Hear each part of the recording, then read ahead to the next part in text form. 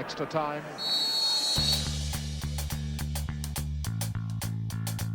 Hello team and welcome back to the Extra Time podcast with me and Joseph. It's been a minute, hasn't it, on the Extra Time podcast, Joe? Can you remember the last time you were on it? I can't, mate. It must have been a fair old while ago now, but you know what? I'm looking forward to this. We're talking about the Euros. The sun is in the sky in the UK, 27 degrees, got nothing to moan about.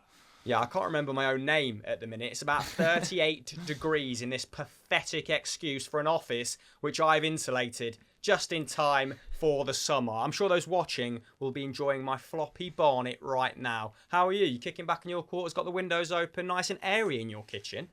It is to a level, but it does get a bit greenhousey, so I've got both the windows open at the moment. I am a little bit sweaty. I'm also ginger, so I am slightly afraid of the sun like a vampire. But nevertheless, I'm not going to moan. I've already said in this episode, I'm not going to moan about the heat.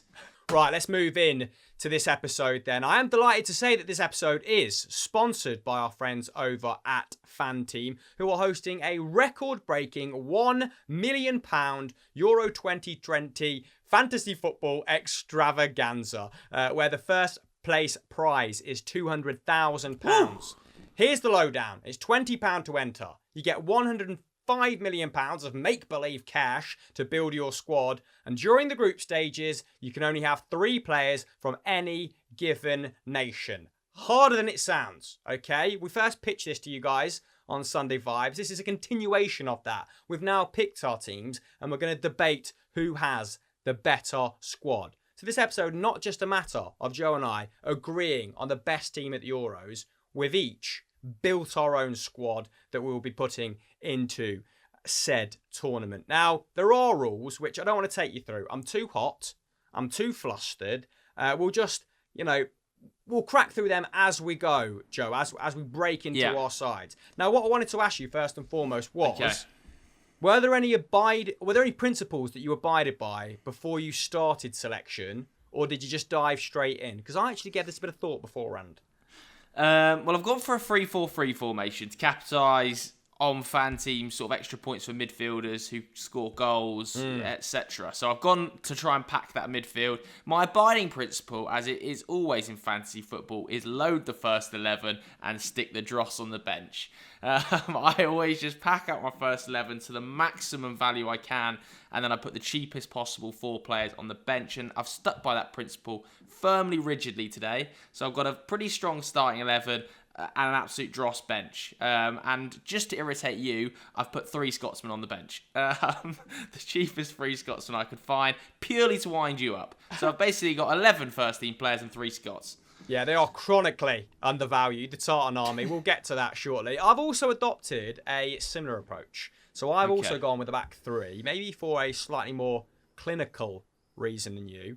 And that is because I think the 4 points for a defender who gets a clean sheet is an absolute fallacy. It's a myth, Joe. It's a unicorn. It's a chimera, if that's how you pronounce it. Now, lest we forget, VAR will be present at this edition of the European Championships for the first time ever. Now, in Russia, 14 penalties awarded in the group stage. That was one more than the entirety of Brazil 2014. So I'm expecting more of the same, fewer clean sheets, more drama, more points at the other end of the pitch. Okay? Which is just as well, because Euro 2016 was actually a little bit boring, wasn't it? I think it was only like 2.12 goals per game, which was down on the previous 2 tournaments. So I'm inviting this level of chaos right now. And yeah, like you said, midfielders still get points for clean sheets. I think it's 1 for a clean sheet and 1 for finishing the game, which I imagine is because they are the most frequently substituted. So playing 3 at the back and just loading your midfield with goal-scoring midfielders, a good tact when you get 4 points for a goal and 3 for an assist. But I've gone 1 layer deeper, all right? I've chosen which nations that I want to pick from in defence and in midfield in my first round of picks. Because, of course, you can change it with each match. There's different rules for each round, okay? So my thinking was pack the back with Spanish and Italian players because they're in relatively easy groups. Then bang Belgian and Dutch midfielders and attackers in there because, also the same logic but obviously the other end of the pitch. And then I ran out of time, and I just started shooting from the hip. So you'll see what I mean as we make our way through the squads. Let's start off with our respective goalkeepers. Okay. Who you gone for? I've gone for Hugo Lloris between the sticks. I've gone for Hugo Lloris for those clean sheet bonuses. Obviously, basically won the Golden Glove World Cup 2018, didn't he? Other than that absolute whiffer in the final against Croatia, he would have won it. I think it went to Courtois in the end. But yeah, I've gone for Hugo Lloris. I think France probably have the best backline at the tournament, in my opinion. And I think they're going to be very solid despite being in the group of death. And I do hear you. I think your tactics could well be spot on here. But I don't really want to have to be substituting and transferring out goalkeepers in the later stages of the tournament. So I've gone for one I think is going to go far in the tournament. And yes, he has been a little bit erratic for Spurs at times. But when he puts the gloves on for France, he's a totally different animal. There's a reason he's the captain of his nation. I think back to those games against, Uruguay, against Belgium, in particular, those 2 clean sheets at World Cup 2018, when he was absolutely spectacular. And he did still keep 12 clean sheets this season for Tottenham. So I've gone for someone I think is going to go deep in goal in the tournament. And there's no denying France are going to go deep in this tournament. Nice. Yeah, I think that's a fairly safe choice. I've gone for someone at the other end of the spectrum in terms of where they are in their career. I've gone for young Gianluigi Donnarumma of AC Milan. Of course, that will probably change, yes, by the time the tournament's finished. I imagine he'll sign on for Juventus. Utterly boring narrative, that.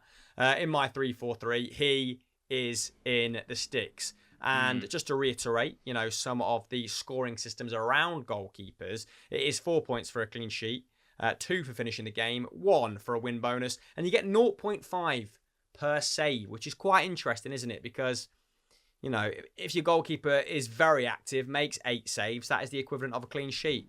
I can't imagine that Donnarumma will be doing too much. They've been pretty tight in qualification. Roberto Mancini has taken, a fallen giant and turned them into a winning machine. I believe the last time he lost was around 28 fixtures ago. And Donnarumma has been a permanent fixture in that rejuvenated Italy squad. And of course, they're facing Finland, Wales and Turkey. Turkey, I think, could be a bit of a wild card, but I think Italy will probably win that group in convincing fashion. Finland also pretty tight in defence, but they only scored 16 goals in qualification. And, if anything happens to Teemu Pukki, I'm not sure if they've even got a striker, basically. Yeah, so I've gone with Donnarumma. I'd say on a fairly even keel to start with. We've chosen even 2 of the more expensive goalkeepers. Not much in it there. There's no point going for a cheap goalkeeper, I don't think, who's going to concede lots of goals because it's just a waste of time and pointless, literally. France probably predicted to go a little bit further, though. So maybe you're edging it so far. Now, we've both gone for back threes. Should we just hammer off our back three, give some loose rationale, and then the debate can ensue? So who have you gone for in your back three? Okay, so I've obviously gone for 3 fullbacks. I think that's absolutely the way to go in every fantasy football game. And I've gone for Luke Shaw, Thomas Meunier, and I've gone for Jose Gaya as well of Spain. Now, it's a bit of a tough one. I've gone for Thomas Meunier. Let's explain my reasoning with him firstly, because I think he's one of my more rash picks, I would say, because he's not had a particularly fantastic season for Borussia Dortmund. But that is playing in a back 4 at Dortmund. And when he plays as a wing-back under Martinez, he's so much more effective in that 3-4-3 system. They've been playing it for 5 years now. Everybody knows their roles. 10 wins out of 10 in qualifying, 40 goals scored, 3 conceded. I just think they waltz qualifying. He's an outstanding wing-back under Martinez. I don't think he's a sensational player, but you think back to that World Cup 2018, 4 goal involvements in 5 games. In the March qualifiers this year for the World Cup, his numbers pretty much doubled across the board playing for Belgium compared to when he plays for Dortmund. So, although he's not been great for his club, I'm anticipating Meunier to be better for Belgium, and he was relatively cheap as well at 5.5 million comparatively to some of the other players. I mean, I've gone for Tierney in that first position. Okay. And that is because firstly, I love him, so maybe it's a little bit heart over head. Secondly, I do think that the Scottish players have been a little bit underpriced, given that they beat the Czech Republic 3 times. I don't know if it was this year and last year, but in their last 3 fixtures, they've claimed 3 wins from the Czech Republic, of course, are in their group as well. I think Croatia are a vastly inferior proposition from the 2018 World Cup. Of course, Rakitic has retired, although some old heads remain, like Luka Modric. And Kovacic, of course, is still very much in his mid-20s, so he's in his pomp. But yeah, he's been very good of late, Kieran Tierney. I think he's their top assister in World Cup qualifications with 3, albeit I think all 3 might have arrived against the Faroe Islands. But I think that gives you some insight into how he actually plays in that Scotland team. Will he play as a left wing back, or will he play as the left-sided centre back? Wow, this is a very good question. He plays as a left-sided centre back, but it's been quite interesting under Steve Clarke that, McTominay and Tierney have had licence to step into the midfield. There's some more defensive-minded players that cover for them. John McGinn plays a little bit deeper for country than club.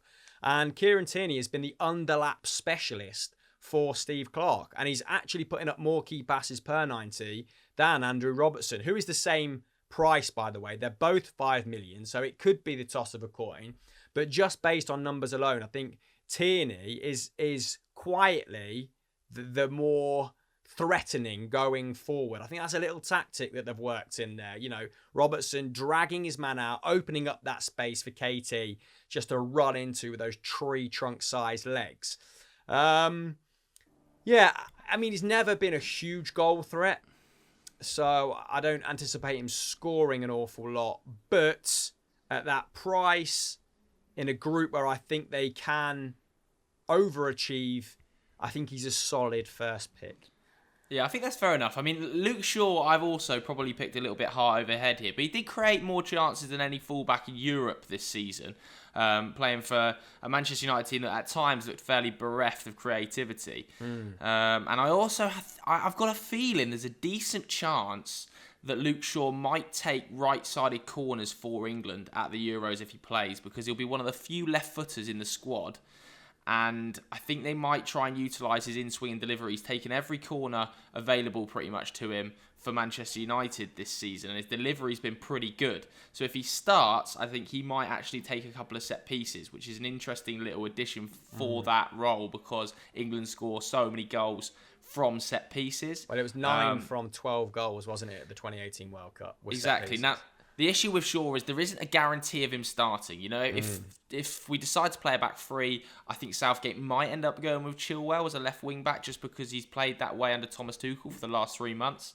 But if Shaw starts, and I think Shaw should start, then he is going to create chances, and who better to be on the end of them than Harry Kane? So I think Shaw is not a bad pickup for sort of 6 million in here either. You know what? I said that clean sheets were a fallacy, but I've hedged my bets. I've hedged my bets with my second defender, which is Bonucci, because I looked at Italy and I honestly thought if they can overcome Turkey, I can see them getting 3 clean sheets in their group. Yeah, it's a good shout. Because they've been so impressive. You've doubled down, though. You've doubled down. It's either a risk or it's a huge success with Donnarumma in goal as well. They've been so impressive since Mancini took over. And they have got a pretty watertight defence. Bonucci and Chiellini have still played, actually. Mancini has also played when they've gone to like a back 3 at times, but it's still been very much the old guard in the centre of defence, with some new additions in front of them. Barella, Zaniolo, of course, prior to his injury, Stefano Sensi. So there's much more legs in midfield than there was when Mancini took over. And of course, he did come in after that playoff loss to Sweden when they missed out on a World Cup for the first time since the late 50s. So it has been a complete transformation. Bonucci's been a big part of that. Has had a few muscle issues for Juventus, but obviously, so maybe I anticipate him being rested at some point, maybe week 3. If they do make a good start. So Bonucci's someone I anticipate rotating, but I just feel like if there's a nailed-on clean sheet anywhere, it might be with the Italians. But yeah, I do concede that goes against my earlier logic. I was very tempted by Emerson, it has to be said, in that Italian backline. I think he might get quite a few minutes under Mancini. And I think he, as sort of an attacking fullback, one of the more attacking fullbacks at the Euros, is a decent shout for that role. Because my third choice, and this is me and you potentially going head-to-head here, Spain. Woof. I was really torn over. It's a toss of a coin, to be honest with you, between Jordi Alba and Jose Gaya. I went with Gaya, but I can see the argument for Alba. Yeah. I just think, I think there's, in my head, he starts Gaya. I am very torn, though, in there. I'm very, very torn. I just think that seeing the rest of the squad the way it was picked, Aspi, Alba, Laporte. I think Laporte is probably going to start. I think Aspi's going to start. I think they might go with Gaya, just a little bit more pace, even though Jordi Alba had such a good end to the season with Barcelona. I think they might go Gaya, but it's toss of a coin, really, isn't it, between these two? So I've a bit risky here. Yeah, and it'll probably become clearer after the warm-up games, right, this weekend. Yeah. We'll probably know a little bit more then, because he has been very experimental, Luis Enrique, with his back four in the UEFA Nations League, in World Cup qualification. Like, I only went for Jordi Alba because he has excelled in the World Cup qualification games. I think he got 3 assists in his last 2. And I thought, okay, Enrique's not going to ignore that sort of form, at least in game week 1. But I agree, it could be... The back four could change quite heavily if they get off to a good start. I think it might change game to game. I think it might change game to game. So maybe it's not the best having someone from Spain in the back 4, back 3, whatever we're playing. Unless it's Laporte. Laporte's going to start. Yeah, There's a because reason of the he switched depth nations. There. Yeah, I mean, Porro was starting, wasn't he? Llorente, Eric Garcia has started more than I thought he would, given his limited minutes at Manchester City. Of course, a couple of those names have... Well, Porro's dropped out, right? I think it'll be Pau Torres and Laporte as the centre-back pairing. Torres. I think Torres. I think Aspi might start as the right back. I really think Aspi might start as the right back, and then left back Jordi Alba or Jose Gaya. So maybe pick Laporte if you're going to pick a Spanish centre-back in here, because he's almost nailed on. Yeah. Right, we'll see how Jordi Alba does week 1 then, because I do believe that he will start, but we'll see. Right, moving on to our midfield then, because we're both ripped through our back 3. Yeah. I'm pretty pleased with mine. It is very, very attacking. I think clearly we've given up on some quality in defence, in the central areas, to make way for these boys. My first one is KDB. Who's your first one? My first one's Bruno. I think you're going to have to change KDB. I think KDB is a huge call from you. Because of his eye? I just don't see him starting that first game in 10 days with a fractured eye socket and a fractured nose. I think he's... I mean, that's what Billy Joe Saunders had, fractured orbital bone against bloody Canelo. So I don't see KDB starting that game. He's going to be an incredible recovery if he managed to pull it off. So I've gone for Bruno Fernandes. Everybody knows that I love Bruno Fernandes. It's probably even though they're in the group of death? Yeah, I have no problem with them being in the group of death and Bruno still creating chances at all. I mean, he's created the most chances of any player. Bruno's got 2 eyes. Yeah, he's created the most chances of any player in Europe this season, and I think with Cristiano Ronaldo on the end of it, Joao Felix on the end of it, he's just got, in my opinion, he's probably the best creative 10 at the Euros. So I've just picked, because of that, Bruno Fernandes. And at £9 million, I think that's pretty good value for a player of Bruno's level. Yeah, like De Bruyne is more expensive, and my thinking was, like, De Bruyne was one of my first picks, right? And if he doesn't make it, it's a simple swap for any other midfielder. I think he's the most expensive midfielder in the game. And it's unsurprising, really, isn't it? Given that he was averaging a goal involvement every game over his last 6 games for his country. And Belgium were just at their free-flowing best in qualification and at the UEFA Nations League, weren't they? 40 goals in qualification. I think they were the only side that bettered England's return of 37, and 16 in the UEFA Nations League group that had England in. England only scored 7. So they've been fairly dominant. I think Roberto Martinez has only lost, since he was installed in 2016, has only lost 4 games. And I know he's had a golden generation at his disposal, but that is a pretty impressive record nonetheless. So I am worried about the eye socket, but you can make changes right up until kickoff. I'm hoping that things, bit more clarity after this weekend, so we will see. But someone I am very sure on is my next pick, and that is Memphis Depay, who counts as a midfielder. Yes, please sign me up. Okay, so you've gone Memphis as your next pick. My next pick, I think, has to be in every person's fan team selection. Cannot believe he's as cheap as he is and listed as a midfielder, and that's Serge Gnabry. Serge Gnabry at £9 million listed in the midfield is an absolute shambles. 15 goals in 20 caps for Germany. This guy is unbelievable for Bayern. He's even better for Germany because half the time he's playing through the middle as their central striker with Timo Werner on the left, coming in off the left, and Leroy Sané coming in off the right. I think they scored 30 goals in qualifying, and I'm pretty sure Serge Gnabry got 10 of them. So he's scoring one of every 3 Germany goals is being scored by Serge Gnabry in qualifying for this. 10 goals in 20 starts for Bayern. If he is played through the middle by Joachim Löw, which I think he probably will be, it's ridiculous he's being included as a central midfielder. So I just think at 9 million, he's an absolute no-brainer with the amount of goals he scores. Although he is in the group of death and Germany might struggle to get out of it, I think it's worth the risk. Germany stuttered in the UEFA Nations League as well, didn't they? Not been totally sold on them coming into this, although qualification, I think they did finish above the Netherlands by a couple of points. So we're fairly solid in that, as you'd expect. But I mean, Memphis Depay, I think a lot of people still unfairly label him, the Manchester United flop. He has been brilliant for Lyon for a number of seasons now. 32 goals and assists in 33 league starts this campaign. Pretty much single-handedly kept them in the race for the top 4 towards the tail end of the season. And also a different beast when he puts that Netherlands shirt on. I mean, no wonder he wants to play for Koeman at Barcelona. Koeman pretty much, when he rejuvenated the whole Orange project after the Hiddink era, the Blind era, which were both hideous. They were both a travesty, by the way.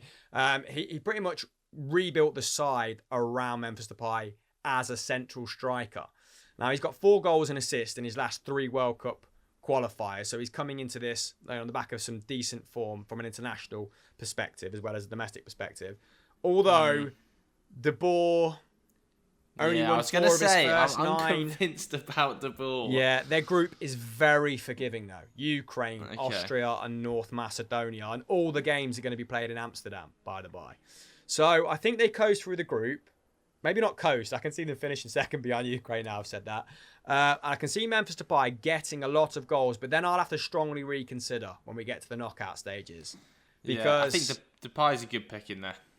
Yeah, I am very happy with Depay. And he's also, free agent in the summer, has to put himself in the shop window. Pretty much a striker playing in central midfield. I'm lapping that up. Similar vibes for the next one, really, which is Jadon Sancho for me. Although has a virus heading into the last round of friendlies. Brave call from you, that. Yeah, Jadon Sancho. And he might not necessarily start. So another one I've got to keep an eye on. I pretty much, I've gone for a few players that I maybe like more than... I've gone for a bit more head over heart than I realised, actually, revisiting this list. But who's your final midfielder? Then that'll explain why I've got 2. We've got 2 more midfielders each.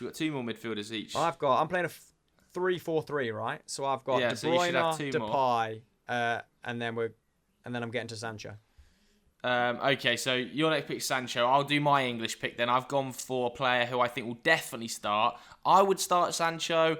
I really don't think Gareth Southgate's going to start Sancho. I think that's very unlikely, sadly. So I've gone for a player who I think will definitely start, and that's Mason Mount, who is in the form of his life for Chelsea and in amongst sort of the top 5 creators in Europe this season from open play. In fact, I think if it sits 5th on the list of chances created from open play in Europe this season, he's going to probably, in my opinion, start every game under Southgate in that 10 role.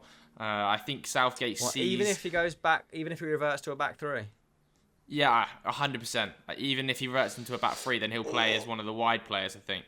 I just think that he is in such good form for his club, and in nearly every qualifying game we've seen him feature under Gareth Southgate. So for me, it's a no-brainer Mason Mount starts for England. And I think he'll be sensational at the tournament. He's one of the players to watch, I think, at Euro 2020. See, I agree.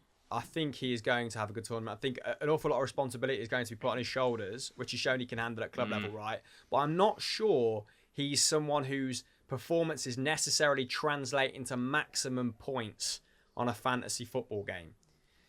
Because he's a bit.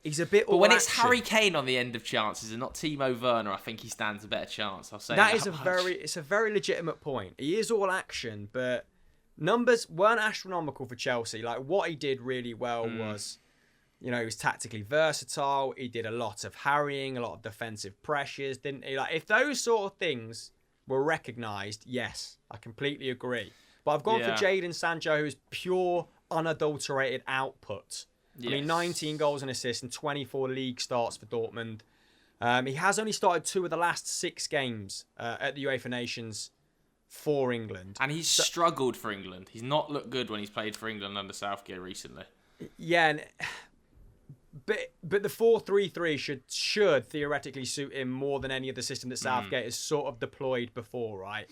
So if he sticks with that, Jadon Sancho remains in my team. If I'm seeing the back 3 come into play in the final warm-up games, you know what?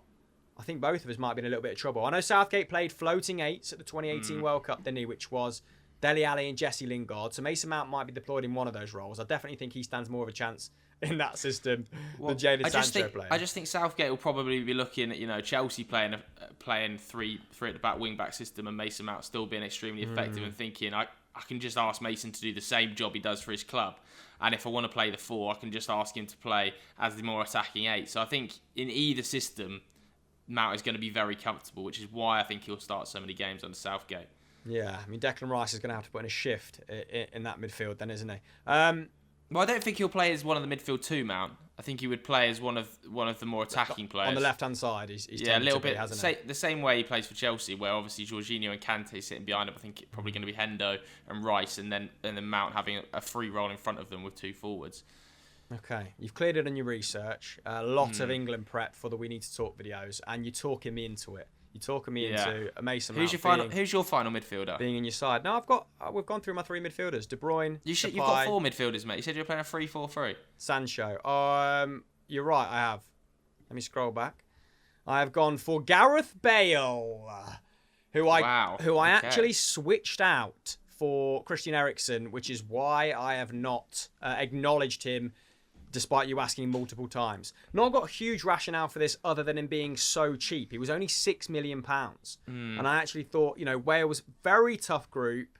Obviously, they've had a tumultuous time off the pitch with regards to their preparation owing to Giggs' legal saga. But, yeah, they're effectively putting all their eggs in Bale's basket. So he's got to perform. Yeah. They're going to cater the formation, the personnel to him to accentuate his strengths. So I'm hoping for, one last hurrah from Gareth, who does absolutely turn it on at international level. So, okay. And the fact, again, that he's a midfielder, he's registered as a midfielder, he stands every chance of getting a couple goals. I think it's not a bad pickup for 6 mil, but it's one of those ones, let's see how match week 1 and 2 goes. What about you? I think that's a brave call. I'll put it that way. I mean, I've gone for Chiesa, who I think is going to be really, really utilised well by Mancini across that front line. Extremely versatile. Like we've already said, they're in one of the easier groups. I think, like you said at the start, I can see them putting a fair few goals past the likes of Switzerland, Turkey and Wales. And, when he's played for Juve this season, he's been super effective. 16 goal involvements in 28 Serie A starts. He got 5 in 6 in the Champions League as well. So I think Mancini probably looked at that and thought, do you know what? In the crunch games, he might step up for me. And I think he'll be a pretty key player for Mancini in that attacking 3. So, yeah, I've gone for Chiesa, but again, I've pretty much picked him because he was the cheapest of all my midfielders at just 8 million, and I think that's quite cheap for a player of his caliber. No, I think it's another good nod. Maybe a little bit more of a. Yeah, I don't know if he's a nailed-on starter, but it'll be interesting to see how that Italy forward line lines up right with Ciro Immobile, obviously the Rooster from Torino, what's his name? Andrea Bellotti. There might be a bit of rotation in those quarters, but Yeah, I think an outside bet, but a good one at that. I think he probably goes for Insigne as well in that front line. I was really torn. I was close to picking Insigne. Who's been great, hasn't he, for Napoli this season? I think he might go Insigne, Chiesa, Immobile as that front three. So I was kind of torn between Insigne and Chiesa, but I've come down on the side of Chiesa just because of those big game impacts in the Champions League. Right, okay, we move on to a forward line then. Business end of this chat. I'm just going to reel off my three, and then we can go through them one by one if you do the same. I've gone Lukaku. I've gone Lewandowski. Same. I've gone Burak Yilmaz. Oh, we differ only over Burak Yilmaz, where I've gone João Felix. Right, okay, interesting. I've got to say, my knowledge of the Portuguese setup, not on point. Because, of course, Andre Silva, Ronaldo, it feels competitive at that end of the pitch. Yeah, I think that's probably what you'll see is a front three of João Felix, Silva and Ronaldo. Which Silva it is, I'm not too sure yet. Will it be Bernardo? Will it be Andre? Toss of a coin, maybe. But I definitely think João Felix is going to start. Bruno Fernandes will also play in that sort of hole. I think he's quite fluid, isn't he? He's quite fluid, Santos, between that 4-3-3 and the 4-4-2. And when he plays the 4-4-2, it tends to be Ronaldo with João Felix playing off him. And sort of Bernardo Silva and Bruno as kind of floating 10s come 8s. If he does go for the 4-3-3, I think you'll see Felix kind of drift a little bit further to the left, I would say. And he hasn't started loads of games this season for Diego Simeone. He's only got 14 league starts, which surprised me a little bit, given that, Angel Correa is up there sort of 29, 30 starts in all competitions, or maybe even in La Liga. But nevertheless, I think João Felix will be a vital contributor to this Portugal side.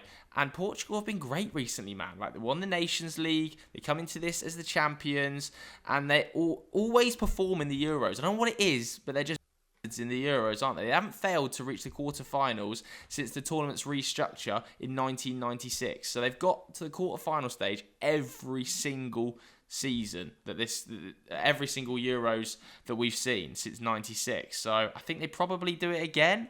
The squad is unbelievably strong. I really like the back line.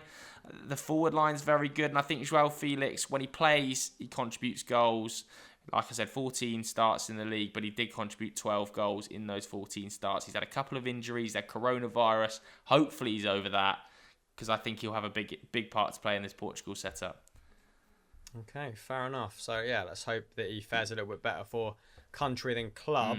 I mean, Lukaku, I think I speak for both of us when I say a relatively easy decision.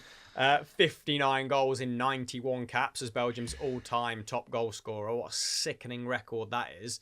35 goals and assists in 32 league starts for Inter this term. Won the MVP award, didn't he? And 8 goals and assists in his last 7 appearances for Belgium. He plays really well with whoever's up there, doesn't he? Dries Mertens, KDB, and the likes. It's just a joy to watch. Lewandowski, I'm not fully sold on. Only 9 million. Neither. Only 9 million. I think his price probably reflects that, fan team are a little bit reticent about him as well. Poland might struggle, but they have Slovakia game week 1. And this isn't like any other sort of fantasy football, is it? A lot of my picks based very much on who people are facing in their first game, because then you can kind of change. You get a couple of changes here and there, more changes in between rounds. I think you get a wild card introduced at various points. We've put a link to all the rules in the descriptions below, by the way, or in the description below. Not more than one description. So yeah, Lewandowski I'm worried about this one. Could go off early doors. I'm worried about this one. But if he wasn't 9, I wouldn't have picked him. I was looking at some of his stats coming into this one, and he scored 63 goals for Poland, which I thought, bloody hell, 63 goals is absolutely unbelievable. He's only scored 2 goals at major tournaments, Lewandowski, which shocked me. He was 12th in the scoring charts in qualifying, not putting up huge numbers there. But then it's just that domestic form draws you in, doesn't it? Like, to break Gerd Müller's Bundesliga record, 53 goals in 49 games for club and country this season, is like, I can't not pick him at 9 mil. Yeah, he's exceptional in qualification as well, isn't he? Yeah. But I just don't think Poland do well, and his record at major tournaments really, really concerns me. So I think this is a risky pick, one of the more risky picks in the team, Lewandowski. But 9 mil had to be done. Yeah, the group stage is constantly their stumbling block, isn't it? I think they kind of reach their ceiling when they get to the group stages. Unfortunately, I'm not sure what his supply line is looking like in that side right now either. Now, some of my subs, I could probably bring... Oh, I almost forgot Yilmaz. Bloody Yilmaz. The Renaissance man. I mean, it's impossible to find another league-winning striker who scored 16 goals for 4.5 million on this game. Like, he is probably one of the bargains to be had. And the job, the restoration job of Turkey in the last 18 months has been pretty sizable. Because I remember when they were playing under Romanian manager Lucescu for probably the same period of time, 18 months, they were absolutely horrendous. And now I think there's a quiet confidence, emanating from Turkey about their chances of upsetting the odds once more. Of course, I think they finished, third at the 2002 World Cup. It's the same manager who led them to third. He's back in the hot seat. Gunes, I think. I can't really pronounce his name. Back in the hot seat, and he looks like he's overperforming once more. They've got solid base, and Çalhanoğlu was Serie A's exceptional chance creator. I think he put up 100 key passes, and Burak Yilmaz will be there, deadly as ever to hopefully finish them off. But I think it's worth having him in your side, if even so you can stop the midfield with a slightly better caliber of player, right? Yeah, I actually don't mind this Turkey team. I think this Turkey team's actually pretty solid, with the likes of Soyuncu at the base of it, with Demiral in there as well. If Çalhanoğlu can get those set pieces firing like he did this season, Cengiz Ünder not had a great campaign at Leicester, but still pretty impressive in terms of what he does for Turkey. I think they're going to be okay, and I think Yilmaz will probably score a couple goals. So at that price, I agree. I think it's a good pickup. One of those ones that you might address after the group stage. Yet again, a lot of caveats in our answers, but this is a different ball game, isn't it? We're not playing a season-long fantasy football here. Week by week, every game matters. Yeah, my bench, pretty poor. Galassi, obviously RB Leipzig's goalkeeper. I think one of the cheapest goalkeepers in the game at 4 mil. Lindelof, who I think is maybe a solid rotation option, and Christian Eriksen actually, who's the Danes' go-to man, as well as Celik from Turkey, who had a great season with Lille. Any noteworthy names on your bench? I've got kind of a solid, if unspectacular lineup. Mate. I literally picked my bench just to mug you off. So I've got Craig Gordon, Grant Hanley, and Billy Gilmore, a bit of a notable one. And then I was just trying to find players with a max value of 4 at this point. So Tymachuk from Ukraine has also been selected as one of my defenders. But yeah, my bench is pants, to be honest with you. Yeah, I mean, I've probably got a little bit more work to do. But I reckon, owing to De Bruyne... I think if we combined our teams, we would do pretty well. Yeah, owing to De Bruyne and Sancho, I think I might, at the end of these warm-up games, have a little bit more work to do, but quietly confident about the rest of my side. So, yeah, where do you think some of your weaknesses lie? Any major concerns now that we've visited your full XI? Yeah, I think I would be considering the Gaya and Alba one again, potentially looking elsewhere for that. I'm still really concerned about Lewandowski, whether he actually turns up at a major tournament or not. I'm 50-50 over that one, but I'm pretty punchy on Serge Gnabry. I think he has a good tournament. Pretty punchy on Mason Mount, and I think Romelu Lukaku for me probably favourite for the Golden Boot. So at 11.5 million, 2 million cheaper than Harry Kane, that feels like a no-brainer. England are favourite for the tournaments, by the way. Which I know. I was astounded at.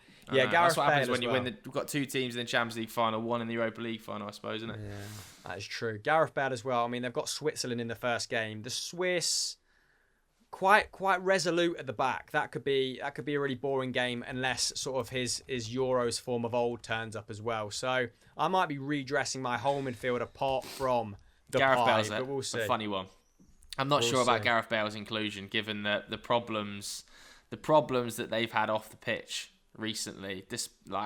And Switzerland aren't mugs either. Like that back line is pretty decent. And if Granit Xhaka can find a bit of that form, or Kanji can turn up for once. There's just something magic about him, though, at international level. And he did finish the season very, very strongly. 10 Premier League goals in 11 starts. He was just starting to look like an attacking, proposition again, wasn't he? So let's hope that form is continues into the Euros even. I mean, that's brought us to the end of the show. Like I said at the start, if you want to play along, visit the link in the description. You, of course, have to be 18 plus to play along. T's and C's do apply. And if you use the website to bet on anything other than this, then please bet sensibly. Joseph, what other content are Football Daily producing right now? I mean, there's content every single day, isn't there? But you can go and watch my reaction to England's 7 names that got chopped on We Need to Talk. That came out on Tuesday. I have to say I was pretty delighted with Gareth Southgate's squad selections and the inclusion of Trent Alexander-Arnold. What about you? Anything people should go watch? Come on over and watch. When is this going out? It's going out tomorrow. I'll go and watch the 15 most valuable free agents that we ranked over on Euro Football Daily. There we go. Thank you, guys. Like this video, subscribe to the channel with notifications on, and we'll be back revisiting our sides and how they're doing in the coming future. So let me know whose side you're on at the moment. Is it Team Joe? Is it Team Hamill? Get in the comments. It's coming home. Bye.